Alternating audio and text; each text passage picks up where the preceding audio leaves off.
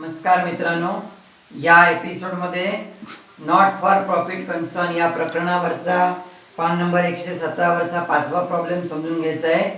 याच्यामध्ये भारतीय कला केंद्र हे नॉट फॉर प्रॉफिट कन्सर्न आहे, म्हणजे नफा न मिळवणारी संस्था, आणि या संस्थेचा प्रॉब्लेम मध्ये रिसिप्ट आणि पेमेंट अकाउंट जो दिलेला आहे तो 31/3/2018 चा दिला आहे। म्हणजे आपल्या करंट इयरचे एंडिंग आहे 31 मार्च 2018। मग एंडिंग जर 31 मार्च 2018 असेल तर करंट इयर तुमचं स्टार्ट होईल 1 एप्रिल 2017, म्हणून करंट इयर होईल 17-18, आणि त्याच्या आधीचं लास्ट इयर होईल 2016-17, आणि करंट इयरच्या पुढचं म्हणजे नेक्स्ट इयर होईल 2018-19।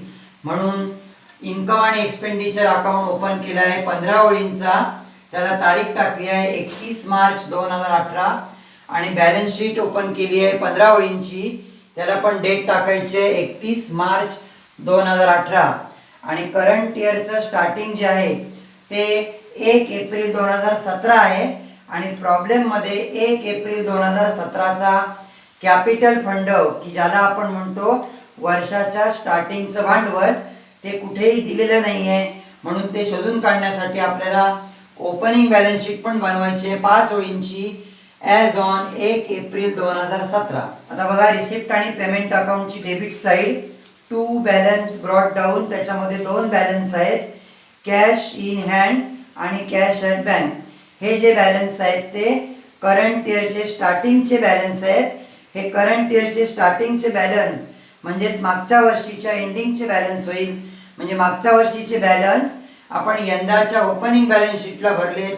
ॲसेट साइडला कॅश इन हँड 200 आणि कॅश ॲट बँक 12,500। आता रिसिप्ट साइडला बाकीचे जे घटक दिलेले आहेत ते एक तर इन्कम असतील किंवा लायबिलिटी असतील। बघा, लॉकर रेंट इन्कम आहे, इन्कम आणि एक्सपेंडिचर अकाउंटच्या क्रेडिट साइडला बाय लॉकर रेंट कोणती ॲडजस्टमेंट नाही आहे म्हणून डायरेक्ट बाहेर रक्कम। एंट्रन्स फी 2,900, त्या एंट्रन्स फीवर ॲडजस्टमेंट नंबर आहे 3। एंट्रन्स फीचा अर्थ इकडे खाली दिलेला आहे मी। एंट्रन्स फी म्हणजे संस्थेच्या सभासदांनी संस्थेमध्ये सहभागी होत असताना भरलेली सुरुवातीची वर्गणी, ज्याप्रमाणे आपण शाळा कॉलेजला ॲडमिशन घेताना ॲडमिशन फी भरतो तशा पद्धतीची। तर एंट्रन्स फी आहे इन्कम, म्हणून इन्कमला लिहिलं आहे 2,900, आणि ॲडजस्टमेंट नंबर 3 ला सांगितले 50% of the entrance fees are to be capitalize. Capitalize याचा अर्थ भांडवलीकरण करणे, म्हणजे 2,900 पैकी 50% भाग म्हणजे अर्धा भाग भांडवल म्हणून राखून ठेवायचं आहे, म्हणून मायनस केले लेस 50% कॅपिटलायझेशन 1,450 वजा बाकी बाहेरच्या कॉलमला 1,450, आणि जे कॅपिटलाइज केलेले आहेत 1,450 ते यंदाच्या बॅलन्स शीटला लायबिलिटी साइडला कॅपिटल फंड मध्ये ऍड करायचे अधिक 50% एंट्रन्स फीज 1,450। पुढे म्हटले रिसिप्ट साइडला सेल ऑफ ओल्ड फर्निचर आणि रिसिप्ट फ्रॉम ड्रामा हे दोन्ही घटक इन्कमला गेलेले आहेत कारण ते संस्थेचे इन्कम आहे। पुढे म्हटले लेगेसीजचा अर्थ पण इकडे खाली प्रॉब्लेमच्या खाली दिलेला आहे। मृत व्यक्तीच्या स्मरणार्थ त्याच्या वारसदाराकडून अशा संस्थांना मिळालेली देणगी, तर लेगसी दिले 12,000 आणि त्याच्यावर ॲडजस्टमेंट नंबर सांगितले 1। कॅपिटलाइज करायचे म्हणून ॲडजस्टमेंट सोडवताना पहिलं लेगसीज लिहिलं आहे इन्कम साइडला, लेगसीज इनरला 12,000 आणि लेस कॅपिटलायझेशन 12,000। कॅपिटलायझेशन म्हणजे ती अमाऊंट पूर्णपणे भांडवल म्हणून वापरायची आहे, म्हणून मायनस केले 12,000 बाहेर डॅश, आणि हे पण लेगसीज 12,000 यंदाच्या बॅलन्स शीटच्या लायबिलिटी साइडला कॅपिटल फंड मध्ये ऍड करून दाखवले, ऍड लेगसीज 12,000। पुढे इंटरेस्ट ऑन गव्हर्नमेंट सिक्युरिटीज आणि मिसलेनियस रिसिप्ट हे दोन्ही ठेवले आहेत इन्कम साइडला। पेमेंट साइड बघा, स्टेशनरी पेमेंट साइडला दिलेले एक तर खर्च असतात किंवा ॲसेट असतात। स्टेशनरी हा संस्थेचा खर्च आहे, म्हणून इन्कम आणि एक्सपेंडिचर अकाउंटच्या डेबिट साइडला म्हणजे एक्सपेंडिचरला लिहिलंय टू स्टेशनरी 600। फर्निचर परचेस ही ॲसेटची खरेदी आहे, यावर्षी केलेली आहे. म्हणून यंदाच्या बॅलन्स शीटला फर्निचर परचेस 7,000 नोंदवले आहेत ॲसेट साईडला. इन्व्हेस्टमेंट इन गव्हर्नमेंट सिक्युरिटीज हे पण ठेवलंय ॲसेटला. एक्सपेन्सेस ऑफ ड्रामा म्हणजे नाटकावर झालेला खर्च आहे, एक्सपेंडिचरला ठेवला आहे डेबिट साईडला म्हणजे 3,000. पोस्टेज, मॅगझिन्स अँड न्यूजपेपर हे दोन्ही घटक ठेवले आहेत एक्सपेंडिचरला. सॅलरीवर ॲडजस्टमेंट नंबर आहे सेकंड.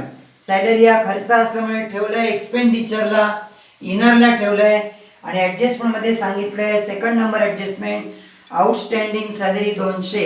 खर्च आउटस्टँडिंग आपण ॲड करतो म्हणून सॅलरीमध्ये ॲड केलं आहे अधिक आउटस्टँडिंग 200, तेव्हा बाहेर आले 4,600 आणि 200 खर्च आउटस्टँडिंग असल्यामुळे यंदाच्या बॅलन्स शीटला लायबिलिटी साईडला ठेवलंय आउटस्टँडिंग सॅलरीज 200 आणि बाय बॅलन्स कॅरी डाऊन हे यंदाच्या वर्षी एंडिंगला असलेलं कॅश बॅलन्स आणि बँक बॅलन्स हे दोन्ही घटक जातील यंदाच्या बॅलन्स शीटला ॲसेट साईडला. त्याच्यानंतर आता सुरुवातीचा म्हणजे यंदाचा ओपनिंग कॅपिटल फंड काढायचा आहे. या बॅलन्स शीटला फक्त ॲसेटला दोनच घटक आलेत म्हणून ॲसेटची बेरीज केली आहे 12,700. लायबिलिटीला मांडली आहे ॲसेट्स मायनस लायबिलिटी काहीच नाही आहे म्हणून बेरजे इतकाच झाला कॅपिटल फंड. हा जो कॅपिटल फंड आहे तो यंदाचा ओपनिंग कॅपिटल फंड आहे म्हणून यंदाच्या बॅलन्स शीटला ट्रान्सफर केला आहे लायबिलिटी साईडला कॅपिटल फंड 12,700. त्याच्यानंतर इन्कम साईडची बेरीज केली आहे ती आली 11,900. ती एक्सपेंडिचर साईडला मांडली आहे आणि त्यातून 600 पासून 4,600 पर्यंतची जी बेरीज आहे ती वजा करून डिफरन्स काढला आहे 2,650. या प्रॉब्लेम मध्ये पण इन्कम साईडची बेरीज जास्त आहे म्हणजे खर्च तुमचे कमी आहेत म्हणून एक्सपेंडिचर म्हणजे डेबिट साईडला फरक आला 2,650. त्याला आपण म्हणतो सरप्लस. कंसात दिले बघा excess of income over expenditure. हे सरप्लस म्हणजे नफा असतो, नफ्यामुळे भांडवल वाढते म्हणून यंदाच्या बॅलन्स शीटला लायबिलिटी साईडला कॅपिटल फंड मध्ये ऍड केलाय प्लस सरप्लस 2,650 आणि या चार अमाऊंटची बेरीज बाहेरच्या कॉलमला ठेवली आहे 28,800. अशी यंदाच्या वर्षाची बॅलन्स शीटची टोटल आली आहे दोन्ही साईडची 29,000. या प्रॉब्लेम बद्दल जे काही महत्त्वाचं सांगायचं होतं ते या प्रॉब्लेमच्या खाली तुम्हाला नोट केले आहे मी. ते लेगसीचा अर्थ दिला आहे, त्याच्यानंतर एंट्रन्स फीचा अर्थ दिलेला आहे.